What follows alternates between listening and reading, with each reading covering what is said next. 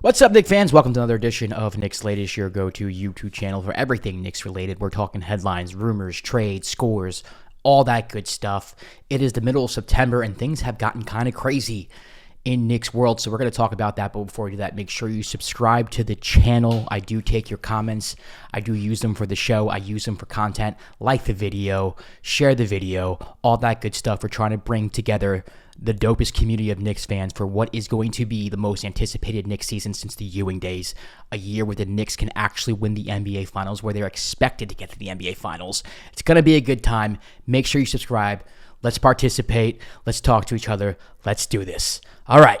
So we went from absolutely talking about nothing to suspecting whether or not Ben Simmons or Russell Westbrook or Landry Shamet were going to sign with the Knicks, and that seemed like it was going to be all the news until someone signed, and then Landry Shamet signed. Now all of a sudden, the Knicks want to go around and bring 21 players to training camp.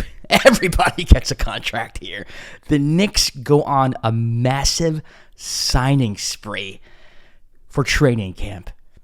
An unbelievable turn of events. I did not see this coming. I don't want to say that a team has never done this before. Obviously, I don't think this is that uncommon.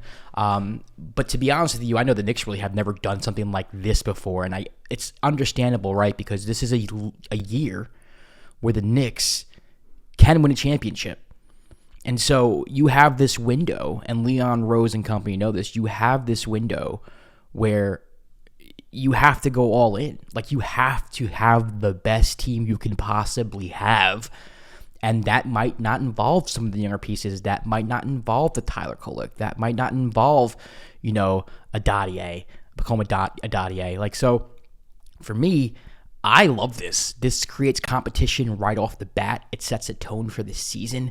It sets a sense of urgency for the season. And it gets Mike Brown in there right away, teaching his philosophy, seeing what works, what doesn't, who it works with, who it doesn't, who you can bring onto the roster. I love it. It's the Leon Rose Knicks Invitational. We got 11 players for 2 spots. Show me what you can do. Now, there are other spots too. There are players who can get 2-way contracts.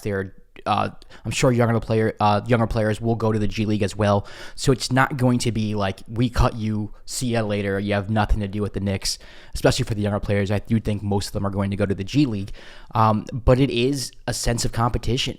It is like AAU tryouts. That's what it feels like, and I love it. I think it's the exact tone you want to set for an organization that's expected to go to the NBA Finals. You're going to have a lot of veterans competing for a spot or two, depending on whether or not Leon Rose decides to trade a few pieces. I think it's exactly what you want going into the season. Now, what Leon Rose decides to do with the roster, I think is very interesting. Maybe he does want to make a trade right now because maybe you bring in a few people in camp and you see, hey, you know what? I had this idea of what this could be. Mike Brown saw them play. Maybe Matt Ryan isn't worth a spot over a Tyler Kolek, or maybe a Malcolm Brogdon isn't as healthy as we thought he would be, and I would rather have Tyler Kolek on the roster. Who knows what the thought process is there, but still, something that I think shows the Knicks are covering all bases. They're trying to figure out everything and turning over every rock and discovering all possibilities before they head into the season. And this is honestly just for the last spot on the roster. This is not for a guaranteed rotation spot. This is not, for a player who's going to get guaranteed minutes or going to have a huge role on the team. Like, we might forget about this by the end of the year because the players who get chosen out of this training camp may have no role with the Knicks whatsoever. They might be on the bench. Who knows? But it's fun for September 17th because there's really nothing else going on, right? We don't have the start of the season until a month. Media days coming soon, training camp starting. It's starting to feel like NBA basketball's here, and it's really exciting. So the big question now is who makes the team, right? So you have Landry Shamet, you have Malcolm Brogdon, you have Mohamed Diawara, Kevin McCullough Jr., Trey Jameson, Matt Ryan, Garrison Matthews, Alex Len. You have all these players coming in to training camp, and I think at the end of the day, what you're going to see happen is what pretty much happened in the beginning, right? I think a lot of these other players are just noise. It's just kind of like, well, we'll kick the tires on this. I think the main plan is Landry Shamet makes the team, and if we can move a player or two, we get Malcolm Brogdon on there. Outside of that, I really don't see Matt Ryan making the team. I know he's a sharpshooter, but I don't think he's somebody who they're going to give an extra roster spot when you have a Tyler Kolek on there, somebody who is young and developing and who I think could help the roster more than Matt can at the end of the day, because I don't think you're playing Matt in front of a lot of players. Whereas Tyler, if you need someone to handle the ball or be a point guard for a little bit, especially if Malcolm's not on the team, you could justify him there. Dennis Smith Jr. is another one who I didn't even mention, but I don't think he makes the team. I don't think he fits what Mike Brown wants offensively. Maybe Mike's thinking he could be kind of the Keon Ellis of everything, the athletic point guard who can cause havoc on the perimeter. But Dennis is not as good as a defender as Keon Ellis is. I think there'd be some frustrations there with him on the offensive end.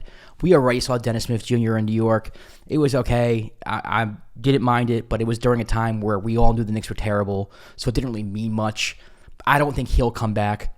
To me, I really do think that at the end of the day, it's going to come down to Landry Shamet and whether or not Leon Rose thinks Malcolm Brogdon is worth it to make a trade and create space on the roster, which means I do think someone like a Kolek is going to go, maybe a Dadier is going to go, but most likely Kolek.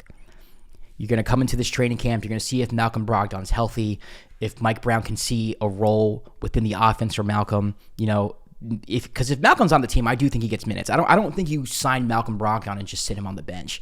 This is a former Rookie of the Year. This is a former Sixth Man of the Year. When he's healthy, I wouldn't say he's one of the better guards in the league in the sense he's an all-star, but he's a professional top-tier guard in the league. He is when he's healthy.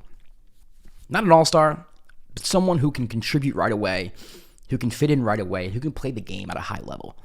So I don't think you sign Malcolm Brogdon just to sit him. I don't think you sign Malcolm Brogdon for break the glass in case of emergency and Jalen Brunson, has to rest for a couple games. I think Malcolm Brogdon plays. And that leads to questions about the rotation. It leads to questions about Jordan Clarkson and Deuce McBride and how those minutes are distributed. But I don't think you sign Malcolm Brogdon if he's not going to play. So that's what I'm looking for.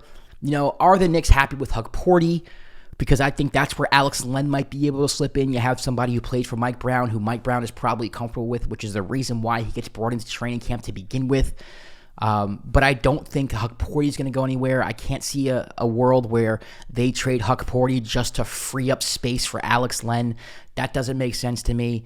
I do think they are high on Huck Porty going forward. I also think that they're well aware that Mitchell Robinson's contract's coming up and that he might leave. And Huck Porty, even though he's nothing compared to Mitchell Robinson on the defensive end, he does have that potential. He has a better offensive ceiling. He's already a better offensive player in my mind than Mitchell Robinson, so there's something there. There is some sense of, even though we are going all in, these things have to make sense, and we can't completely cap our knees, the future at its knees right now. So I think Leon has an interesting job here. I do think because there are a lot of names, we as Knicks fans are looking around as if this is like one huge tryout, and it is, but I don't think it's as even as people might say it is. I do think it's just simply, we're going to sign Landry, maybe Malcolm if I decide that we can make room, or if there is a trade out there where I can ship a Tyler Kolek or a Dadier and get back picks or something like that and free up a cap space. All the other players, we're just kicking the tires. If you really impress us, we'll give you a spot. If you are who we think you are, sorry, we're not going to sign you. And then the younger players like McCullough Jr., you're going to go to the G League. You might get a 2A. Outside of that, I don't think there's much happening here. I do think that it's fun to talk about. I do think that it's interesting how you sign 11 players in one day and all of a sudden training camp looks like an AAU tryout. But I think we all know what's going on here. I don't think there's anything more than we're going with Landry, maybe Malcolm, maybe Leon's looking for a deal here. But let me know what you think in the comment section below. Do you think any of those players who are being brought to training camp can make the team? Do you think that Garrison Matthews, for instance, has a shot because he is somebody who can shoot the corner three? And that is the serious look that they're looking at right now. Do you think that, maybe someone like a Dennis Smith Jr., who's an athletic point guard, would do better with a Mike Brown than a Tyler Kolek? So let me know what you think in the comment section. Subscribe to the channel, like the video. I want to hear your opinion about the Knicks training camp and who you think is going to be on the roster. I think it's going to be Kolek. I mean, not Kolek. I think it's going to be Shamet. And I do think there's a slight possibility there will be a trade so that Malcolm Brogdon can slip in there as well. But we'll see. Let me know. Catch you tomorrow for another episode of Knicks Latest. Peace.